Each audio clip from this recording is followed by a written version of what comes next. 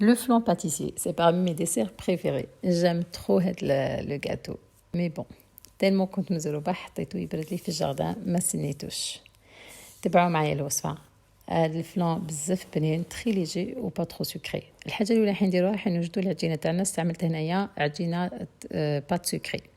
درت 280 غرام نتاع فارينة، زدت عليها 90 غرام نتاع سكر كلاص، قرصة ملح و150 غرام نتاع زبدة بدرجة حرارة المنزل. حركتهم بالبيتخا مليح ولا تقدروا تصابليوهم غير بأصابع اليد. اون فوا بيان صابلي زدت عليهم 50 غرام نتاع البيض. كملت حركت حتى تكونت لي العجينة. اذا كنتوا درتوا بيدكم ما لازمش تعجنوها، غير طموها فقط. ديروها في ان فيلم اليمونتير وتحطوها في الثلاجة تبرد لكم نص ساعة. بعد ما تجوز نص ساعة نحلو العجينة تاعنا ونديرو لو فون دو تارت نتاعنا كيما راكم تشوفوا.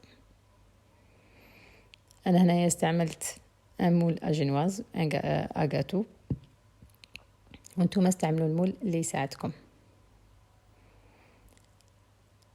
بعد ما درت لو مول نتاع بلوتو لو فون دو تارت عاود رجعته للثلاجة يزيد يرتاح نص ساعة واحدة اخرى. اونتر طون حنا وجدنا لا كريم.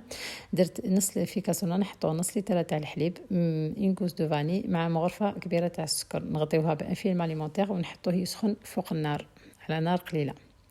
في ان اوتر بول نديرو 100 غرام نتاع السكر مع 40 غرام تاع مايزينا و زوج حبات بيض. نحركوهم مليح. اون فوا الحليب تاعنا سخن نصفيوه ونديروه في هذاك الخليط تاع المايزينا، نحركو مليح ونعاودو نرجعوه فوق النار حتى يعقد لنا. غير يعقد نعاودو نرجعوه فوق هذاك البول ونزيدو عليه 250 غرام نتاع ماسكاربون ونحركو.